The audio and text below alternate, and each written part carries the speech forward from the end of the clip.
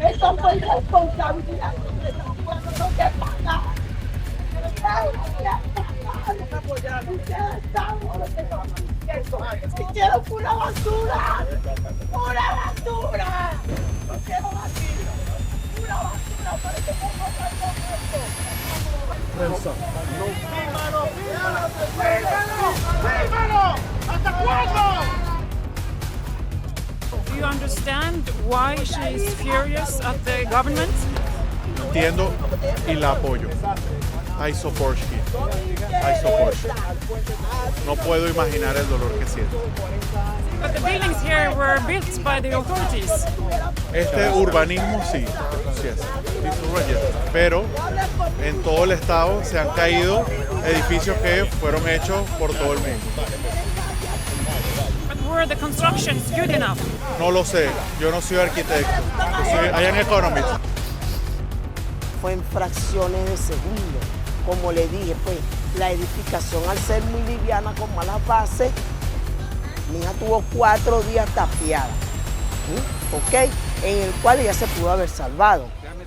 Mi hija tenía 6 años, una bebé que no pidió nacer, no pidió morir tampoco.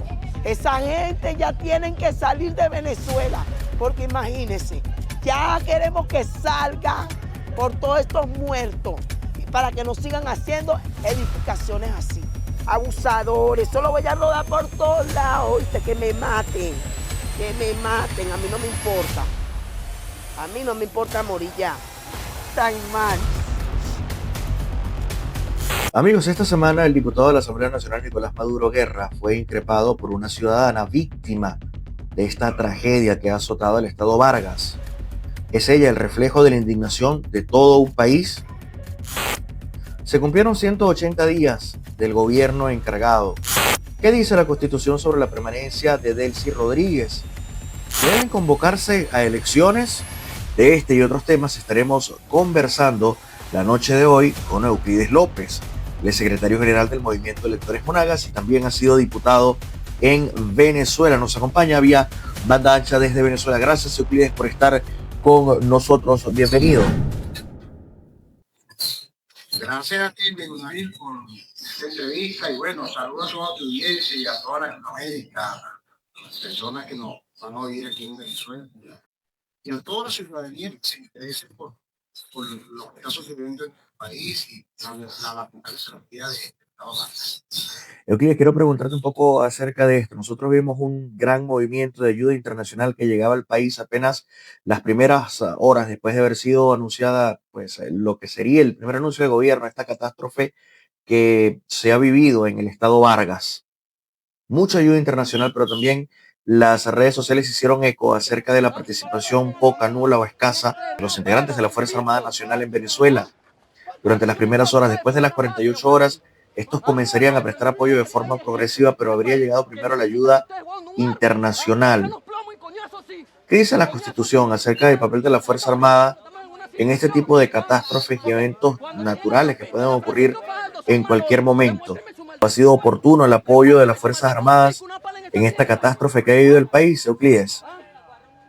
Es lamentable que en las primeras 72 horas de la tragedia del terremoto, de los 2 terremotos que hubieron en Vargas y Caracas, y gran parte del país, como lo fue Aragua y Carabobo, las Fuerzas Armadas de la República Bolivariana de Venezuela lamentablemente no se vio por ninguna parte.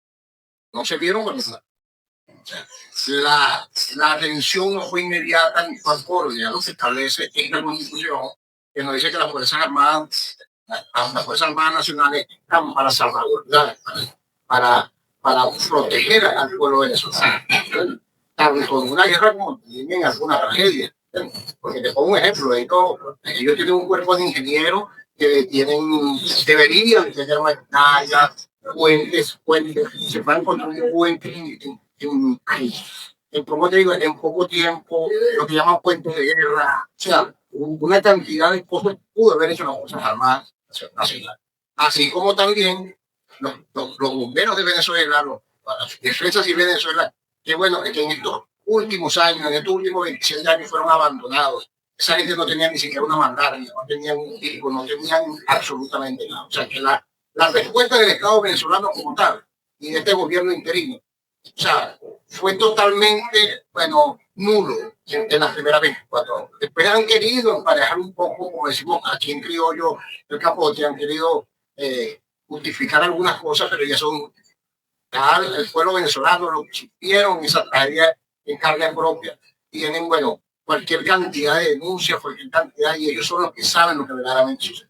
Porque nosotros nos enteramos por las redes sociales, porque es más, hubo un silencio tremendo en el caso del canal del Estado, que es el canal venezolana de televisión, hubo un silencio sepulcral, donde no se sabía. A las 12 de la noche del día de 6 horas o 7 horas después fue que se creó un comando de ellos, unificado, el ministro no sé qué más de aquello, para poder darle cara al...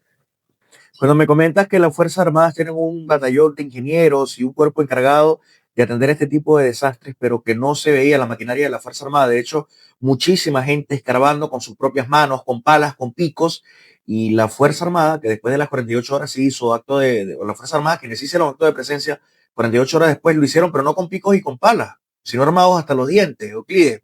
Creo yo, ¿no?, que ha sido poco ético por parte de ellos, que en medio de una tragedia como esta se hayan presentado en el sitio con armas, ¿no?, armados hasta los dientes y no con picos, palas y maquinaria, ¿no? ¿Qué pasó con la maquinaria de las Fuerzas Armadas? ¿Por qué no actuó al momento? ¿Por qué se actuó en 48 horas después?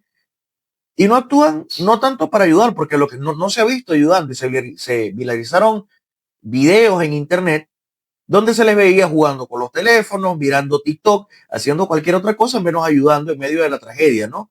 ¿Qué ha sido lo que ha pasado con esa maquinaria de las Fuerzas Armadas? ¿Por qué no se les vio tan presente? ¿Y por qué actuaron 48 horas después de la tragedia y no antes? Bueno, David, aquí ha sucedido algo en los últimos 27 años con nuestras Fuerzas Armadas. Nuestras Fuerzas Armadas en estos últimos, valga la redundancia, 27 años se han preparado es para combatir las marchas, las manifestaciones, los reclamos de la ciudadanía. Aquí tienen cortado miles y miles y miles de bombas molotov, balas plásticas, equipos de seguridad para antimotín. En eso son unos expertos importantes. Son unos expertos gastando el dinero del pueblo venezolano para las Fuerzas Armadas en sí. O sea, si se nos llega a presentar un inconveniente con algún país en una guerra, no tenemos ni siquiera, eso no sirve para nada. O sea, la logística de ellos, lamentablemente eso se acabó. ¿Entiendes? Tú te das cuenta que aquí se han caído puentes y en años anteriores.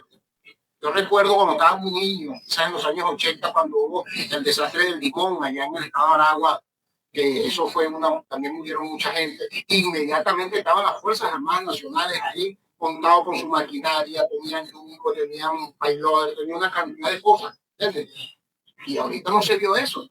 Entonces tú te das cuenta que en La Guaira, todas las imágenes que hay en La Guaira, como tú dices, es gente armada, y además hay videos que se han robado por todas las redes sociales, y ahorita es muy difícil que engañemos a la gente, porque se ven la gente militares y de las fuerzas públicas sacando dólares.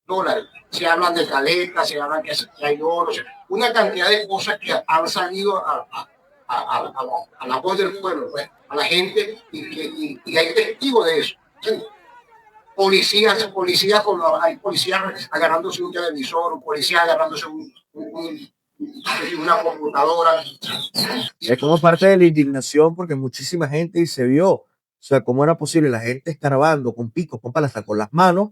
Entonces estos militares buscando plata, entiendo que hay 4 detenidos, ¿no? Pero mira, esas personas estuvieron detenidas simplemente porque se hizo viral el video, pero si eso no hubiera sido viral, pues simplemente pasa por debajo de la mesa, así como ese caso mucho seguramente. Y esa persona está presa o fue detenida simplemente porque ese video se hizo viral. No se sabe si sigue detenido o no, pero como ese caso mucho. Y más allá, yo te pregunto, Euclides, porque esto es algo hasta atípico y anormal. ¿En qué país del mundo, en medio de una catástrofe natural como la que se vivió en Venezuela, bueno, ¿en qué país del mundo la Fuerza de Seguridad del Estado, en vez de colaborar, de ayudar para que llegue la ayuda, no, entorpeciendo las labores de ayuda, entorpeciendo las labores de búsqueda, pidiendo un código QR? O sea, ¿en qué cabeza puede caber que te pidan un código QR para ti que quieres ayudar? O sea, tú tienes un familiar que está atrapado debajo de unos escombros, entonces tú vas a agarrar un pico, una pala, lo que suene menos. No, tú tienes que tener un código QR para que tú ayudes, porque bendito sean los clavos de Jesucristo. O sea, ¿en qué cabeza cabe que las Fuerzas Armadas, en vez de ayudar, van a entorpecer en unas labores como esta? Un camión que venía con ayuda del Estado Bolívar, 7 camiones que venían con ayuda del Estado Bolívar, los detuvieron, no se sabe qué pasó con esa ayuda, no se sabe si llegó a Caracas, si no llegó a Caracas. Entonces, ¿en qué país en qué país del mundo las Fuerzas Armadas, en vez de colaborar con el restablecimiento del orden y ayudar en una catástrofe como la que hemos tenido, bueno, no, entorpece las labores de búsqueda y te piden un código QR? Y algunos hasta pidiendo dinero incluso para que dejaran ayudar. Rescatista, el mismo Diosdado Cabello. Un rescatista gringo de los Estados Unidos le estaba diciendo que necesitaba pasar a la zona de emergencia y no era solamente él, sino que era él y otros rescatistas más. Entonces, no, Diosdado Cabello entorpeciendo las labores de búsqueda, entorpeciendo las labores de ayuda. ¿Qué esconden ellos allí? ¿Por qué no querían que hubieran rescatistas extranjeros en esas zonas? ¿Por qué les impedían el pase? ¿Por qué estaban entorpeciendo que llegara la ayuda internacional?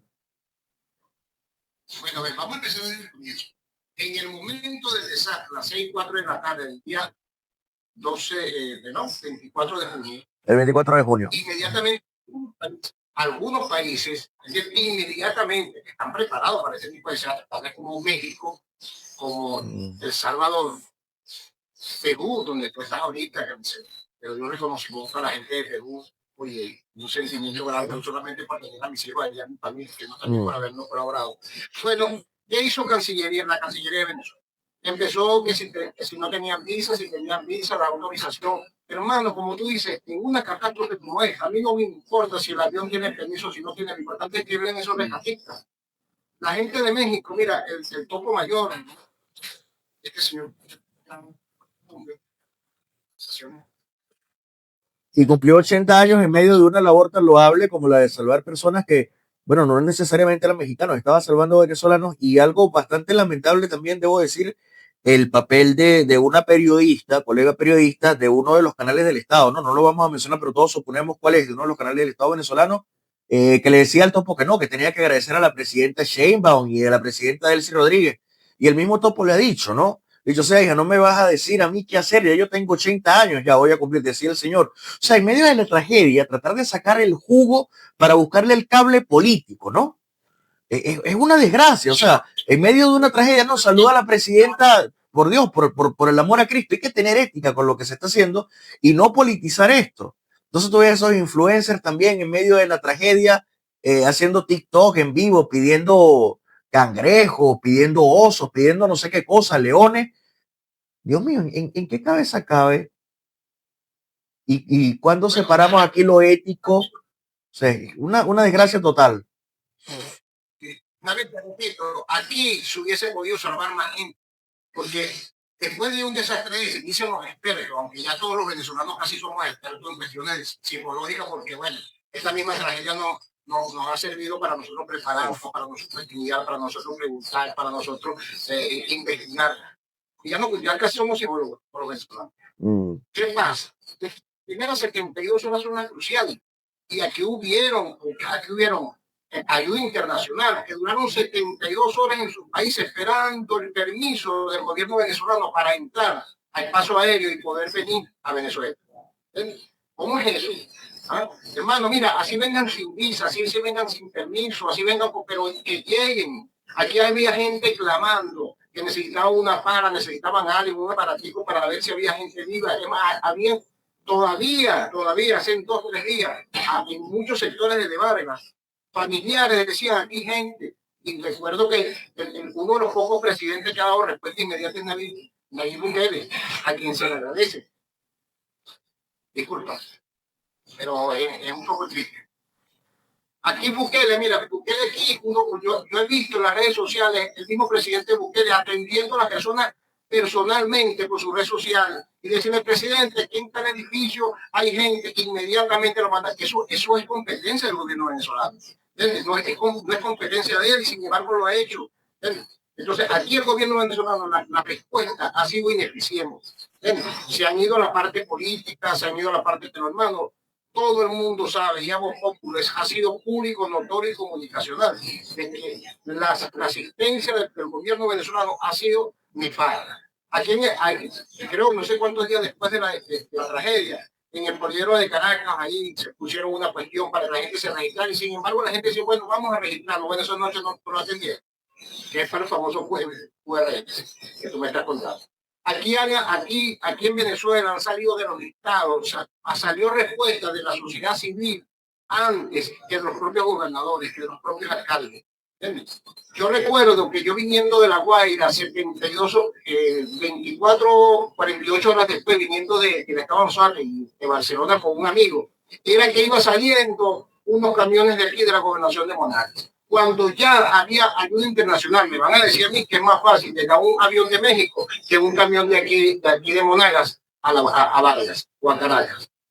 Entonces, no es injustificable. Ahí vemos ayer una señora, o hace días una señora que al hijo del expresidente, este señor Nicolás Maduro, que fue allá, no sé a qué, a La Guaira, y porque una señora le dijo 4 cosas, le dijo que eran culpables. Bueno, esa señora ya le han dicho que cualquier cantidad de cosas. La afectada le dice, yo no perdí una nevera, yo no perdí una lavadora. En el programa de Carla Angola, que se transmite a través de medios estadounidenses, una de las arquitectas encargadas en el desarrollo de esos edificios de la Gran Misión Vivienda de Venezuela en el litoral, ya había advertido que esos terrenos en los que se construyeron esos edificios no eran aptos para la construcción. Ya ella lo había advertido. Entonces, tú como arquitecto, si tú sabes que el terreno no es apto para la construcción, ¿cómo tú firmas, cómo tú autorizas un plano? Y peor aún, ¿cómo tú ejecutas esa obra? Edificios que estaban llenos con Icopor, con Tecnopor. Entonces, ¿cómo tú firmas eso, Euclides? Entonces, el resultado, el populismo, sí, construimos cualquier cantidad de vivienda, los resultados no se sabe cuántos muertos son. Porque estos 4.000 muertos de los que habla el gobierno, bueno, sus cifras siempre son bastante conservadoras, ¿no? Después se descubre que la realidad es otra, mucho peor de la que cuentan ellos mismos. Bueno, ¿qué pasa? Venezuela es una zona sísmica por las placas tectónicas y eso no lo estamos descubriendo hoy. Venezuela ha tenido terremotos en toda su historia. Y antes que se registraran, ya habían 1.500, hace poco estuve revisando por ahí, han habido 1.400, 1.500, 1.600. El más conocido fue en 1812, donde aquella famosa frase de Bolívar donde dice, si la naturaleza se opone, lucharemos contra ella y haremos que nos obedezca. Y luego el más reciente fue de Cariaco, ¿entiendes? Y el de 1967 en Caracas, donde más, ahí hubieron informes donde no se podía construir. Es más, te digo algo, Nayib, cuando la dictadura de Pérez Jiménez, hace poco estuve viendo un periódico de la época, donde Pérez Jiménez pensaba construir lo que llamamos ahorita 23 de enero, se iba a llamar Urbanización 2 de diciembre, y lo iban a construir en La Guaira. ¿Qué hizo Pérez Jiménez en ese momento? No estoy apoyando a Pérez Jiménez, cuidado con una cosa. ¿Qué hizo Pérez Jiménez? Dijo, no, La Guaira no se puede construir ese complejo habitacional. Vamos, y fue donde lo construyeron ahí en esas lomas de están frente al Palacio Miraflores, ahí está un cerro muy grande, ahí hicieron esa cantidad de edificios. Viven miles y miles de personas ahí, desde los años 50.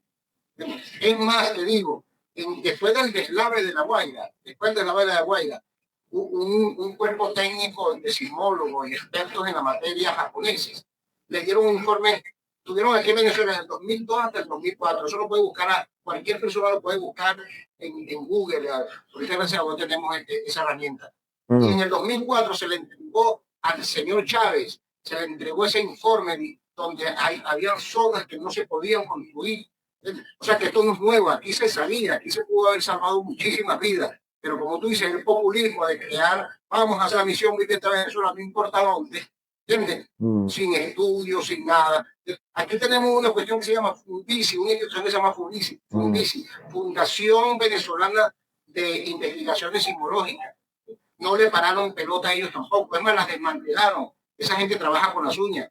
Aquí hay una cuestión que se llamaba el IBIC, Instituto Venezolano de Investigaciones Científicas, donde cada construcción tenía que llevar una prueba de resistencia en el concreto, el cemento, para que ellos investigaran si verdaderamente estaban cumpliendo con los estándares que ameritaba el alto del edificio, la habitabilidad, toda esa cantidad de cosas. Aquí sí respetado todo eso. ¿Entiendes? Entonces aquí hay muchos culpables, aquí hay excesivamente culpables. El terremoto no lo puede evitar nadie porque es una cuestión natural. Dios fue un mundo así, lamentablemente los terremotos han existido toda la Por vida. supuesto, es una catástrofe de la que no puede haber ningún tipo de control. Tierra y temblor, no. Esa es una cuestión de que los terremotos han existido en toda nuestra historia. Pero si se pudiera, es más, el informe del 2002 dice que se podría salvar hasta un 60, 70, 80% de las vidas de un terremoto en Caracas si se construía, y en La Guaira, si se construía en zonas altas para construir. Y hace poco vino un experto sismológico, no sé de qué país, lo entrevistaron en La Guaira, por cierto, en el aeropuerto, y él decía que ¿por qué no se cayeron las casas que están en la ladera del Cerro del Ávila? No se cayeron porque están sobre roca. Y así estaba la Biblia, por cierto, donde dice que tú tienes que construir, no, si construyes en arena se te va a caer la cosa. La misma Biblia lo dice, cuando tú construyes en roca tu vida, bien formado, bien forjado, muy es difícil que se caiga, pero si construyes donde es inhabitable, eso iba a suceder.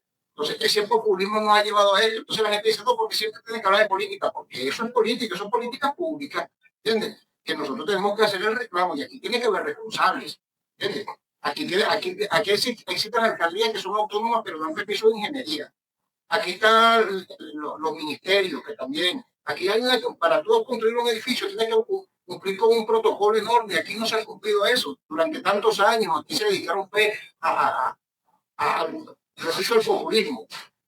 Y no verdaderamente ser lo que se dice. En Caracas había, yo recuerdo en los años 80 y 90, había una cuestión que se llamaba, un instituto que se llamaba Instituto Metropolitano de Planeamiento Urbano. Eso lo denominaron, eso quedaba en la torre de la televisora, por cierto, una torre muy famosa ahí en Caracas. Ahí quedaba, yo tuve la oportunidad de reunirme ahí con algunas personas. Y ellos eran los que se encargaban de una parte de pensiología, de cosas, contacto con todas las instituciones que le competían en ese momento, con las construcciones de edificios. Entonces aquí es culpable que en un futuro, claro, estamos ahorita en el dolor, estamos ahorita con nuestros muertos. Y creo que no hay un venezolano que, por lo menos un amigo, un familiar o alguien haya sido fallecido en La Guaira. Yo por lo menos sí tengo una persona que no es muy familiar, no fue muy familiar de sangre total, pero sí era mi familia, y así todos los venezolanos. Pero después que pasemos esto, hay que empezar a hablar de responsabilidades, hay que empezar a hablar de cuántos edificios, y tú lo decías hace rato, lo dice mucha gente, cuántos edificios, porque tenían ahí algunas cosas medio ocultas, no dejaron que fueran los rescatistas, y murieron gente, como decía mi abuela, a México. Muchísima gente, un lamento, porque se cuentan los 4.000 y algo, pero los desaparecidos, que no van a aparecer más nunca, lamentablemente, eso también era muerte. Pero Clay, y no tanto como tú dices, cosas extrañas que pudieran haber en esos edificios, se veía incluso videos y lo estamos compartiendo, de hecho en este momento en pantalla, donde integrantes de la sociedad civil, bueno, estaban buscando entre los escombros, tratando de salvar vidas. Entonces tú ves a los policías, a los militares llevándose televisores, llevándose neveras, escarbando, buscando dólares. O sea, ¿hasta dónde puede llegar la miseria humana de estas personas, de estos integrantes de las Fuerzas Armadas, del 6CPC, de los cuerpos de seguridad del Estado, que en vez de estar ayudando, estaban buscando dólares en medio de los escombros? O sea, ni siquiera les importaba la vida de sus propios compatriotas, ni siquiera les importaba eso. ¿Entiendes? La miseria, el cochino metálico, el dinero, estaban ahí por plata, por el amor de Cristo. O sea, es que no merecen ni siquiera el aire que respiran, no merecen nada. La misma gente se le fue para encima, hermano. La misma gente se le fue para encima, molesto, porque en vez de estar ayudando, estaban buscando dólares y se abrazaban a los dólares, se abrazaban al dinero. No valen nada, hermano. No valen nada. Euclides, en este momento yo tengo que hacer publicidad, ya lo piden, tenemos que cumplir con anunciantes locales, quienes nos ven en cableoperadores limeños. Vamos a volver en menos de 3 minutos, vamos a regresar y seguimos conversando acerca de este y otros temas. Estamos en este momento en conexión en directo con Euclides López desde Venezuela, nos está acompañando, tiene la gentileza de estar con nosotros la noche de hoy. 3 minutos de publicidad y regresamos, estamos en directo con todos ustedes en conexión desde los estudios de Nexarel en Lima, Perú, para toda América Latina Soy Nabil Avi Hassan, regresamos.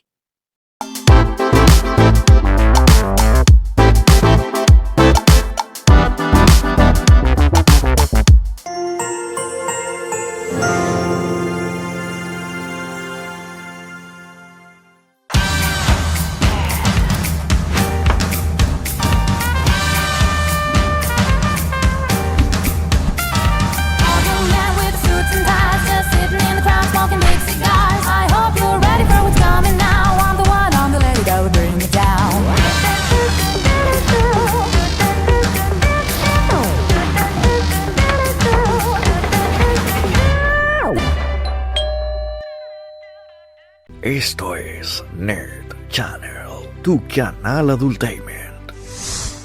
Arranca tus mañanas con energía, actívate, el programa de ejercicios que despierta tu día.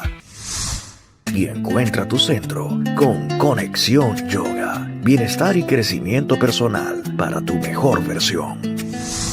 Infórmate con nosotros en vivo, sin filtro, en Conexión. Entrevistas que marcan la pauta. Y todos los días, el pulso de Venezuela y el mundo en Punto de Informe. El mejor programa de producción regional, ahora a nivel internacional. JFP TV Internacional. Está buenísimo. Cuando cae la noche, el miedo se enciende. Los viernes son de Horror Movie Night. La música vive aquí. Domingos de conciertos en primera fila. Para los fans del anime, directo del manga a tu pantalla, Zona Otaku. Y el countdown que estabas esperando. Los 20 videos más pedidos del K-Pop en Super K-Pop 22. Esto es Nerd Channel, tu canal Adultainment.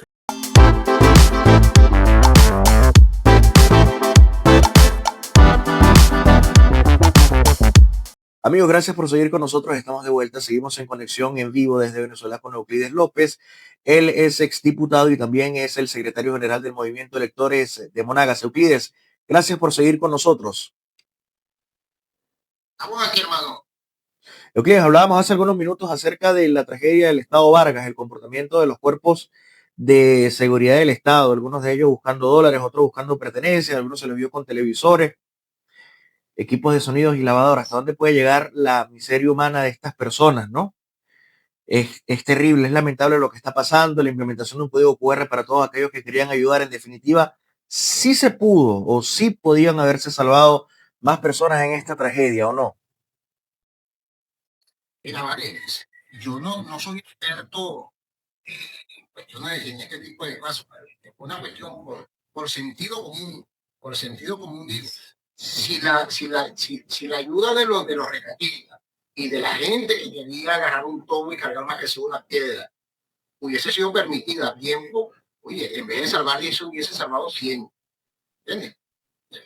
Mira, aquí, mira, yo te digo algo, y gracias a las redes sociales y gracias a esta tecnología que tenemos, todo el pueblo venezolano pudo ver y internacionalmente también. Aquí habían caravanas de gente trayendo discos de deporte, de meriles, cosas, y los paraban en las alcabalas.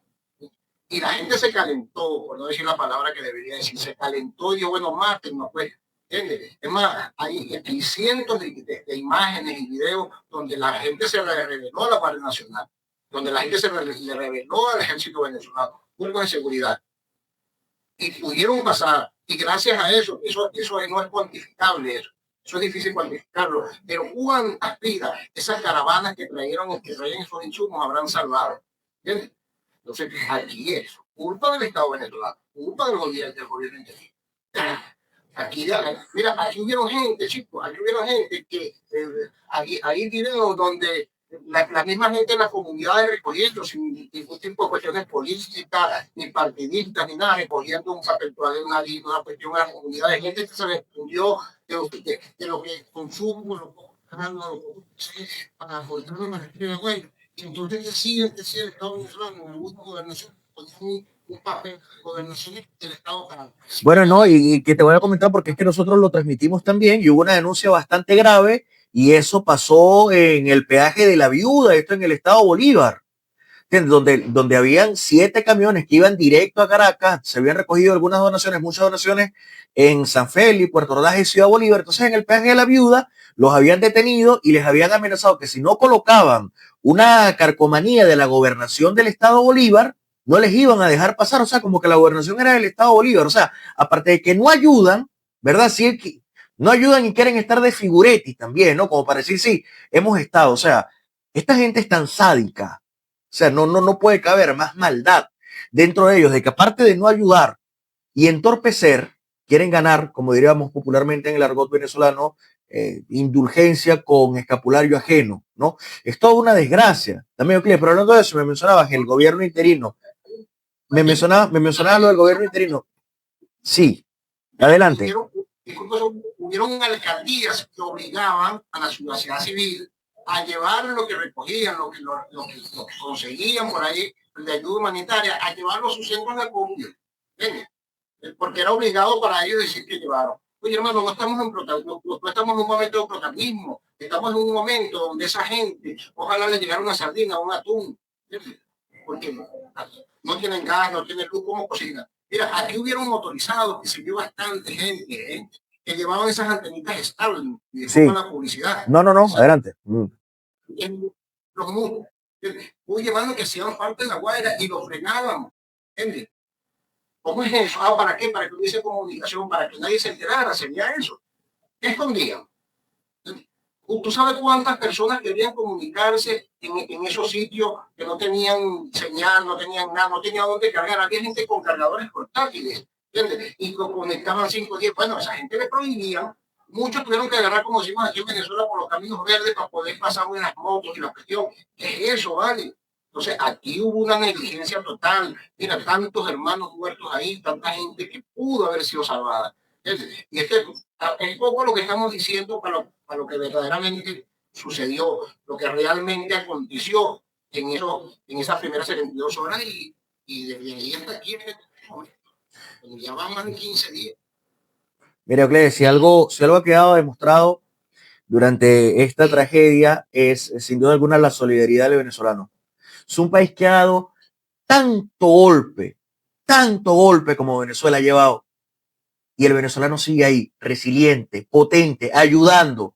Gente, como dices tú, de muy escasos recursos, que tenía una harina pan, X, en fin, la marca, publicidad, lo que sea, arroz, harina, y se desprendía y ayudaba. Entonces esta gente, en vez de ayudar, bueno, entorpecer, algo bastante deplorable, debo decir. Pero bueno, Clis, hablando de otras cosas, me mencionabas y hablamos ahora acerca del gobierno interino, este gobierno temporal, ¿no? Ya pasaron 180 días, 90 días después de la ausencia de Nicolás Maduro y 90 días de prórroga. Se vencieron el día 3 de julio, ¿no? Ya han pasado varios días después del 3 de julio. ¿Por qué no se pueden convocar o por qué no se convocan aún elecciones en el país? ¿Qué es lo que dice la Constitución? ¿Cuál es el basamento jurídico?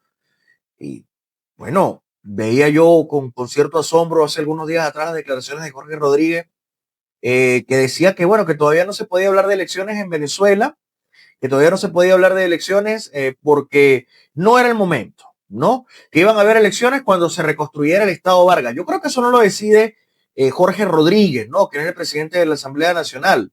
Todo está en la Constitución.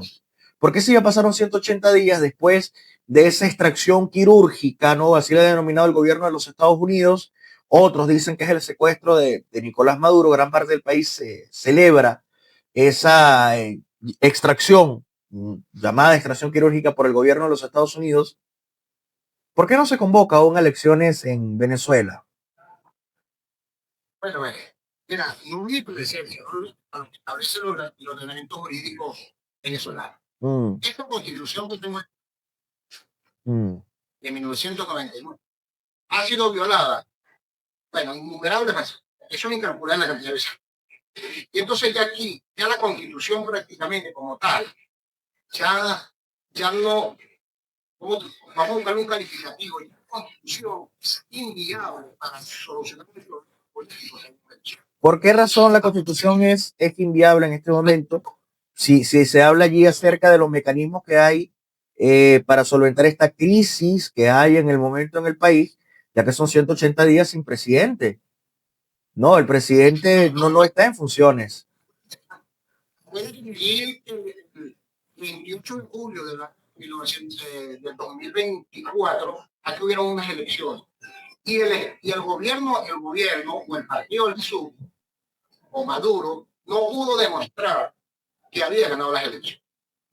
Y todo el mundo en Venezuela y en el mundo sabe que ganó el mundo González Urrutia. ¿Y qué pasa ahí?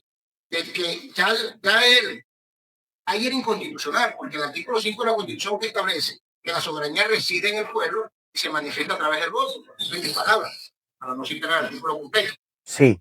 Y el pueblo se manifestó el 28 de julio. Bueno, ok, no quiso aceptar que no era presidente, que no había ganado el mundo.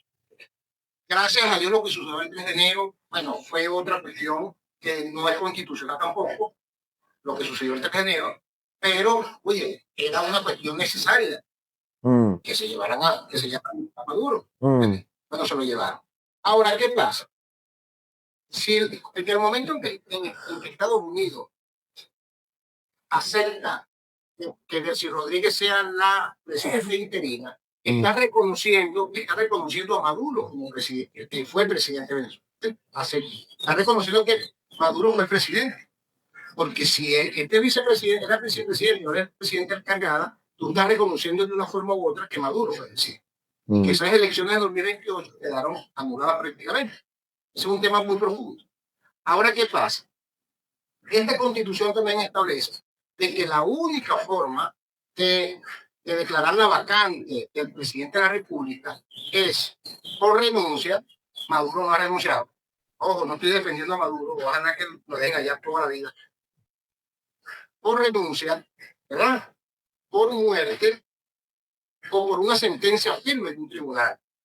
Gente, esas son las tres causales, las únicas tres causales que existen para que un presidente de Venezuela pierda su condición de presidente. Y ninguna de las tres causales, vuelvo y repito, no ha renunciado, no ha muerto y no ha sido todavía juzgado, y ni siquiera por una institución venezolana judicial, sino que en el exterior. Entonces, aquí hay una laguna que se puede solucionar políticamente, ni siquiera citando la Constitución. Aquí muchos constitucionalistas que hablan de los 180 días, ok, pero ¿qué causal vas a aplicar para eso? ¿Qué causal vas a aplicar si la Constitución es clarita en las causales para dejar de ser presidente?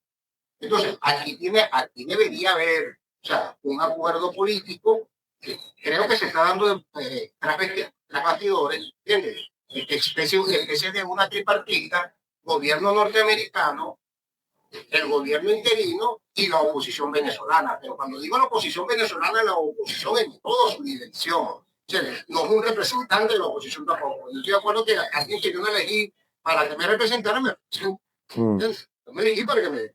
¿entiendes? Aquí la gente votó por un candidato, pero no votó por quien representara a la oposición. Entonces, como yo lo digo en un grupo aquí en Monagas, se llama opositores de Monagas, yo lo digo, este es un arroz con mango. Aquí cada quien tiene una media verdad, cada uno de nosotros tenemos una media verdad. Entonces, el problema es político.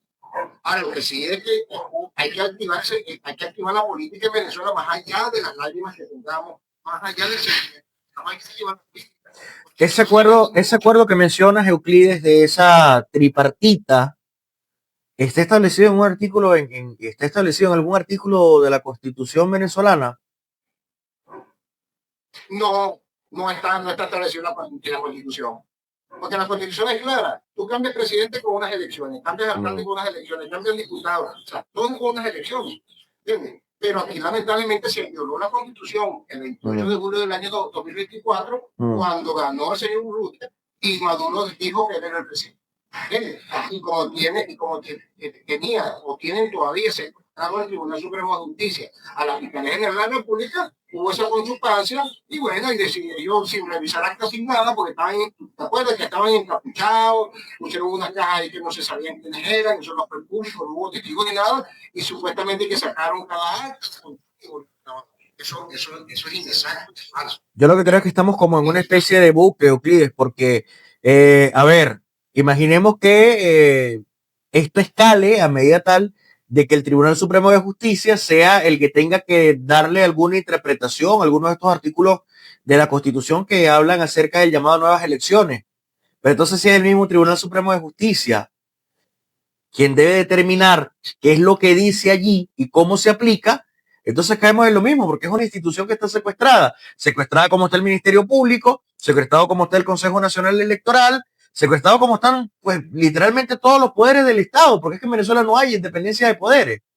Entonces, ¿para dónde agarramos? ¿Para dónde cogemos? Porque yo decía incluso, mira, y yo veía un analista que decía que esto que pasó en Venezuela es incluso peor, porque lo que ha pasado es que hay una careta de gobierno interino que en realidad son los mismos, es el mismo cogollo que estaba antes, pero ahora es peor porque ahora tienen el apoyo del gobierno del país más poderoso del mundo. O sea, se juntó el hambre con la gana de comer. ¿Para dónde agarramos entonces?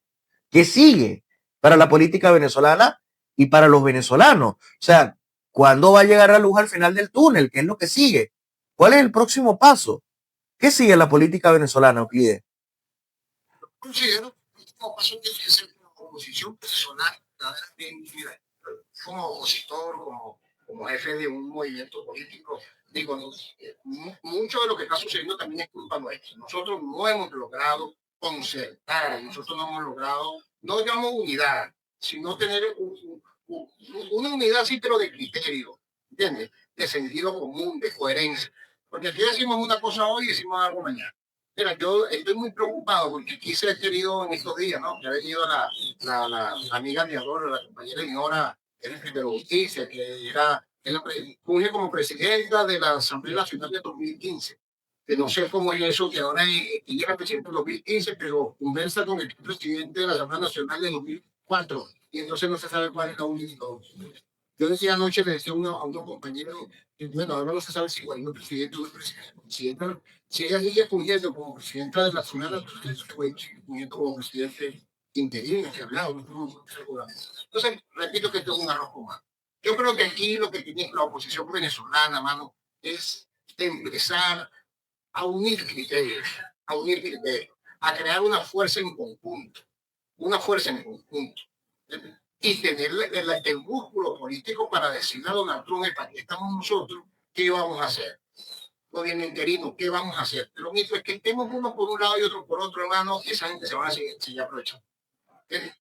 Porque repito, y quizás suena feo, suena malo, pero la culpa ha sido de una forma u otra nuestra, de la oposición. Nosotros podríamos en este momento tener mayoría en esa Asamblea Nacional, pero nos fuimos a la abstención. Entonces ven la locura que cometemos, y disculpa que sea así, porque dicen que yo, pero lo único que no han alquilado soy el que no dio. Pero es la locura. Aquí todo el mundo anda elecciones ya. Yo le decía a unos compañeros hace día en una reunión, supongamos que el gobierno interino diga, bueno, sí, vamos a hacer elecciones dentro de 30 días. Aunque ese enero va a hacer, con el del Amoroso. Entonces, ¿qué va a decir la oposición en ese momento? No, con el Amoroso no. O sea, por eso te digo, que estamos empastelados en esto. ¿Entiendes? Entonces tenemos que hacer una hoja de ruta seria, que es lo que queremos y que lo que no. Porque elecciones ya. Pero si deciden que haya elecciones en 30 días, entonces decimos que no tenemos que ser el Amoroso. ¿Cómo nombramos un nuevo CNE si la Asamblea Nacional es el que tiene que nombrarlo y la Asamblea Nacional es manejada por los chavistas? Porque nosotros en el 2025 las elecciones de diputados. Oye, hermano, y el que está sufriendo es el pueblo de eso. Siempre el pueblo es el que paga los platos rotos de toda la diatriba política que sucede en nuestro país. ¿Por qué crees tú que el presidente de los Estados Unidos, Donald J. Trump, ha mandado a la doctora Dinora Figuera a conversar o a tratar de establecer un diálogo con el presidente actual de la Asamblea Nacional y no ha enviado a María Corina Machado a nuestro país, ¿no? Si vemos cuestión o temas de liderazgo, bueno, ciertamente el nombre de María Corina Machado resuena mucho más en la política venezolana que el de la doctora Dinora Figuera, pese a que ésta ha sido presidente de la Asamblea Nacional.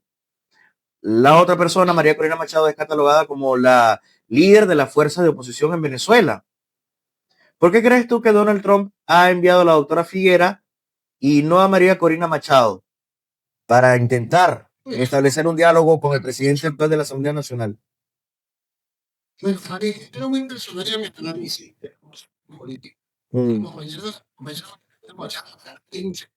cosas, cosas, cosas de liderazgo del pueblo venezolano, del pueblo como tal. mm, Pero ese liderazgo no se transmite a otro ámbito como el militar, no tiene conexiones con los militares, mm. con el mismo gobierno interino, con un sector también de la oposición. ¿Entiendes? Y eso creo que ha sido una falla. Y eso ha sido una falla. Mira, Nelson Mandela, después de 27 años preso, lo primero que hizo después que salió de la cárcel, y aún teniendo armas y aún teniendo una guerrilla ahí para tumbar a los ¿cómo se llama? A este señor que está gobernando los planes. Desde lo primero que hizo fue irse a reunir con Tecler. Fue lo primero que hizo, irse a reunir con él. Yo creo que eso debió haber sucedido en Venezuela desde hace mucho tiempo. ¿Entiendes? Aún con Maduro, aún no reconociendo a Maduro, lo primero que había que sentarse con Maduro. Pero aquí se empeñaron que la única negociación que se tenía con Maduro era vestido de anaranjado en un avión rumbo a Estados Unidos y no se comenzó. ¿Entiendes? Aquí tiene que, mira, aquí yo siempre he dicho y lo mantengo, aquí tiene que haber diálogo, reconocimiento, reconocernos todos, que somos actores, para poder llegar a acuerdo. Eso no lo hemos logrado. Y es por eso que la compañera María Corina, entonces, en el acuerdo de Panamá, que hace algunos meses, hace un acuerdo de Panamá, donde ella es la única que puede negociar, no vale, tiene que ser la oposición venezolana, porque opositores somos todos. Aquí opositor no solamente hay que estar preso, porque hace días decía un señor por ahí, no sé, puede ser pecador del pecador, no, porque yo fui preso, o sea, eso te hace más opositor que yo. O sea que yo, en el año 1992, cuando Chávez dio el golpe de Estado, que defendimos la alcaldía de Sucre porque nos iban a bombardear y bombardearon a la policía municipal ahí en Urbina. O sea, desde ahí yo estoy enfrentando a Chávez, entonces yo soy menos opositor que él porque no tuve preso. Por Dios. Entonces, así estamos en Venezuela, así está la oposición en Venezuela. Entonces, mientras que nosotros no logremos sentarnos, poniendo de acuerdo desde las bases, desde los municipios, los estados, hasta la universidad a nivel nacional, con esa oposición que está también fuera del país, todos tenemos, oye, vamos a hacer una verdadera hoja de ruta. Pero cuando tú ves allá en Panamá sentado un señor llamado Rodrigo Cabezas, eso no le gustó a nadie. Un señor que fue de todo el desastre económico en Venezuela. Entonces, sentado con la oposición allá en Panamá. Yo eso no estoy de acuerdo. Y me podrán decir que estoy en contra de María Corina, lo que sea, pero no estoy de acuerdo porque no creo que sea ese señor la cara más fresca o la cara más que tiene que resaltar más en la oposición venezolana. Y así mucha gente que está en la oposición y que están en papelada de muchas cosas. Entonces, esta es una cuestión política. Ya aquí la Constitución, lamentablemente esta Constitución ya prácticamente es poco lo que puede hacer. Para poder llegar a la constitucionalidad, tienen que haber ciertos acuerdos políticos, pero no entre un grupito, sino entre la mayoría que representamos a la oposición venezolana. Aquí se demostró la tragedia de Vargas en estos terremotos. O sea, que aquí hay más opositores, bueno, y no militan en el partido. ¿Y quién le pregunta a esa gente que está sintiendo cómo piensan ellos que se fue solucionar por ellos? Entonces, esto hay que poner seriedad. Ahora, lo que sí, desde ahora en adelante, hay que hablar de política. Tú mencionabas, hablando de política, Euclides, sí, hablando de política, tú mencionabas, me decías, hablabas acerca del papel de la líder de oposición venezolana, bueno, catalogada líder por sectores de la oposición en Venezuela, María Corina Machado, ¿no? Y bien decías que ella está en Panamá y tal, toda la cosa. Si bien se presentaron las actas del proceso electoral del 28 de julio de 2024 en Panamá y estas reposan en las bóvedas del Banco Central de Reservas de Panamá, hay como una encrucijada. O sea, vuelvo a formular la pregunta. ¿Para dónde va la oposición venezolana? ¿Qué opciones tiene? Porque entonces dicen, bueno, sí, es que las actas de los resultados del 28 de julio, de las elecciones del 28 de julio, están en Panamá. Pero es que si se hubieran presentado igual en el Tribunal Supremo de Justicia, igual el Tribunal Supremo de Justicia las hubiera invalidado, porque es una institución que está secuestrada o no. ¿Cuál hubiera sido la diferencia si se presentaran en Panamá o se presentaban en el TSJ? ¿Iba realmente el Tribunal Supremo de Justicia a hacer una auditoría seria de estas actas de las elecciones del 28 de julio del año 2024? Mira, lo que pasa es que aquí, mira, y te voy a decir algo, uno que ha estado aquí trabajando en función de esto, mira, yo recuerdo cuando el CNE, el Viejamoroso en las elecciones del 28 de julio de 2024, convocó a los candidatos presidenciales a una reunión en el CNE.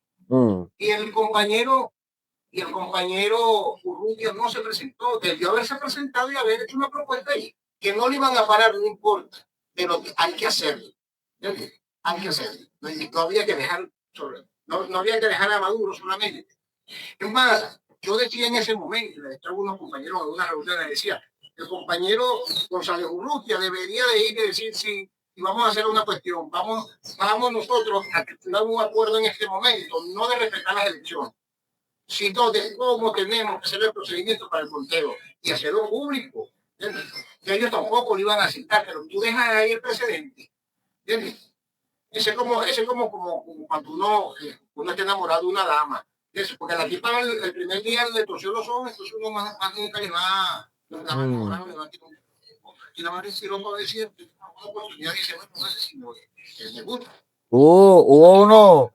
¿Hablabas? Mira, Euclides, ¿hablabas? Sí. Mira, sí, Enrique Márquez, de eso mismo te quería conversar. Él estuvo en la sala de totalización el día de las elecciones y pudo constatar que los resultados que leyó Elvis Amoroso no tenían absolutamente nada que ver con lo que se vio en la sala de totalización y él estuvo preso. Entonces, sí, bueno, vamos a elecciones, pero con el mismo CNE. Si no se muestran las actas en Panamá, se muestran las actas en el TSJ, pero entonces el TSJ es una institución que está secuestrada. Entonces, ¿para dónde agarramos? Y ahora Estados Unidos, que también, en vez de poner atención a lo que realmente está pasando en Venezuela, las declaraciones del presidente Trump, que sí, que tenemos un aliado en Venezuela y todo el mundo está feliz en Venezuela y tenemos grandes amigos en Venezuela. Bueno, yo pienso que él debería referirse hacia el pueblo venezolano, pero no al gobierno venezolano. Yo creo que la gente no puede estar feliz con lo que está pasando, Euclides, con un dólar que ya pasó los 725 bolívares, con una moneda que se devalúa todos los días, con esta crisis institucional que tenemos en Venezuela, donde vemos a militares, policías que en vez de ayudar están buscando dólares dentro de los escombros, llevándose lavadoras, llevándose televisores, llevándose pertenencias. Esta crisis que tenemos hoy de valores en el país, toda la institución estatal en Venezuela está podrida, está corrupta. ¿Cómo avanza un país así? ¿Puede la gente estar feliz en un país así, con estas condiciones, como dice Donald Trump? Y si no se habla de elecciones ahora, ¿cuándo son las elecciones en el país? Bueno, a ver, yo lo decía hace días y mucha gente se molestó conmigo, porque Donald Trump tiene un avión presidencial, no sé para dónde estaba viajando, no, que él nunca le había negado a la compañera María que viniera a Venezuela. Y todo el mundo agarró eso por hecho. Es verdad que, pero para nadie es un secreto que sí él ha tenido algo que ver para que la compañera María venga. Porque lamentablemente el presidente Donald Trump de alguna forma ha mentido. Cuando él dice que los venezolanos andamos bailando y alegres, eso es falso. Aquí la gente anda triste, la gente anda pasando hambre, anda pasando necesidad. Aquí, y más con este desastre de La Guaira, la gente tiene un sentimiento profundo. Aquí nadie está potente. Entonces esas palabras de Donald Trump son hasta ofensivas. Y lo digo públicamente, son hasta ofensivas. Para mí son ofensivas. ¿Cómo va a decir el presidente de Estados Unidos que nosotros no vamos con él? Ahora, que él se sienta feliz con él, sí es otra cosa. Pero yo no me siento, y el pueblo venezolano no se siente contento con él, sí tampoco. O sea que las dos cosas, las dos cosas es errado. No sé si en la de María Corina también. Que yo me imagino que también ha mentido, porque la compañera María Corina no ha venido, porque algo está sucediendo que le impide venir. Y eso tiene que ver con Donald Trump y el amigo Marco Rubio, que es el secretario de Estado. Porque aquí ninguno nos chupamos el dedo, ¿vale? Aquí la gente sabe. Y aquí con estos aparatos donde tú me estás viendo, donde yo te estoy viendo a ti, ahorita es muy difícil mentir. Ahorita es muy difícil mentir. ¿Entiendes? Eso era antes que tú cuando tenías que tomarte una foto y bueno, ahorita no, ahorita está sucediendo las cuestiones inmediatamente. Todo esto que yo estoy diciendo, a lo mejor dentro de una hora se pase a virar. Como no puede ser, ojalá se vuelva a virar, pero como tampoco, pero aquí no hay nada oculto. Entonces aquí también hay que decirle al presidente Donald Trump, la presidenta, Ok, gracias. Gracias por lo que estás haciendo, si te agradecen, y te agradece que vienes con este gobierno para que no nos maltrate tanto, porque sigue maltratando. Pero tienes gobierno también, y no solamente una persona, sino la oposición en sí, a toda la oposición. Porque, ok, eso de que tú eres amigo de este, pero también eres amigo del otro, o sea, yo entiendo al presidente Donald Trump y entiendo que se podría convertir Venezuela en una anarquía total si sucedieran algunos acontecimientos que no debían de ocurrir. Pero aquí tiene que haber una hoja de ruta. Ya eso que va a traer primero la recuperación económica, aquello. Bueno, la recuperación económica, como tú dices, si el dólar ya mañana va a costar 121, creo que va a costar mañana. Esta semana ha subido casi 30, 40 dólares por ahí. Por IVA, perdón. Ha subido el dólar. Entonces, ¿cuál es la estabilidad económica? Vamos a esperar cuántos años para la estabilidad económica. Ahora dice el señor Rodríguez que hay que esperar la recuperación de barrio. El pueblo venezolano ya no aguanta. No, ya no. Aquí la gente tiene que haber una seriedad, tanto la oposición como el gobierno norteamericano, como el gobierno interior. ¿Qué vamos a hacer? Y por eso yo hablo de esa tripartita. Aquí tiene que haber una conversación, es más, primero en privado, pero también que sea pública, que el pueblo venezolano sepa que está conversando. Así es, así es. Euclides, quiero agradecerte muchísimo por haber compartido con nosotros la noche de hoy. Quiero pedir tus palabras finales para nuestro auditorio, por favor. Bueno, mira, yo de verdad agradezco a todos los pueblos del mundo que nos colaboraron con sus recajistas, con sus recursos. Al presidente Nayib Bukele, bueno, eso es súper agradecido. Mira, es más, también un poquitico nada más, mira, yo quisiera decirle a todos los políticos de la oposición venezolana que cuando esto empiece a cambiar y tengamos un parlamento serio, nosotros deberíamos de buscar la forma constitucional donde todos esos rescatistas que vivieron, toda esa gente que arriesgó su vida por nosotros aquí, por nuestra gente, que sean nacionalizados automáticamente, que se declaren venezolanos. Así es, sin duda alguna lo merecen. Si hay que modificar la constitución, habrá que modificarla, pero esos señores que dan un reconocimiento, así es, haciéndolo venezolano. Y te digo algo, los venezolanos no pasamos desapercibidos en ninguna parte del mundo, menos en Venezuela. Y aquí todos los venezolanos que están en Colombia, en Ecuador, en París, en Miami, allá en España, en todos los países del mundo, se activaron inmediatamente, solidariamente, para ayudarnos a nosotros aquí. Aquí hay gente muy anónima también, ¿no? Que así como algunos se han tomado selfies, pero que ha habido miles y miles de personas que han ayudado anónimamente, sin tomarse una foto. Le agradezco a todas esas personas y de verdad muchas gracias a cada uno de los venezolanos que somos solidarios. Nosotros somos solidarios. Nosotros somos amigos del vecino. Cuando no tenemos cita, vamos al vecino. Cuando no tenemos internet, como estoy yo ahorita aquí, un vecino con internet para poder hacer entrevistas. Y así somos los venezolanos. Así es. Euclides, muchísimas gracias por estar con nosotros. Ha sido Euclides López, él fue diputado de nuestro país y era el secretario general del movimiento Electores del Estado Monagas. Nos acompañó vía banda ancha desde Venezuela. Amigos, gracias por estar con nosotros. Soy Nabil Abijazan. Recuerde que este programa usted puede verlo una vez más a través de nuestro servicio NetPlay en netchanneltv.com y también en nuestro canal de YouTube. Gracias por estar con nosotros. Descansen.